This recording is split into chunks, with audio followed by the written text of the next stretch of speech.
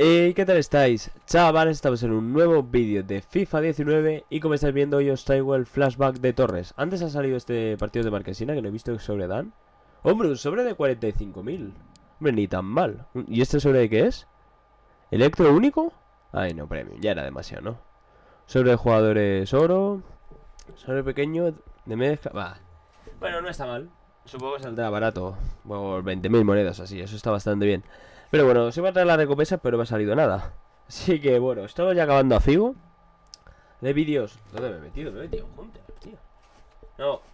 Ah, ya estoy liándola. Bueno, vamos con Torres, que me estoy enrollando mucho. Empezamos por el primer SBC de You Will Never Walk Alone, que vale unas 175.000 monedas, tirando por lo bajito, Os digo yo que tenéis que tradear aquí bastante. Y en total el SBC sale por 250k. Tiene buenas estadísticas. Esperad un momento que lo voy a enseñar. Se me había pasado. 4 pierna mala, 3 de filigranas. Eso no estaba bien. Pero 91 de ritmo, 91 de tiro, 89 de regate, 84 de físico. Mide un 86, que no está mal. Yo no me lo haría. Aparte, es cierto que es español y es relativamente fácil hacer la química, pero bueno. Vamos a pasar, por cierto, me dice Carvajal, que no lo he dicho. El jugador ese que salió. Que subía a la media y no sé qué, hostias. El Headliners creo que se llamaban. Pero bueno, vamos a pasar ya con la plantilla. Empezamos por Morata, Balotelli, Godin, Saúl, Payet, Tobán, Keita, Hummels, Sule, Ta y Sommer Elif. El de 87 tenéis que coger.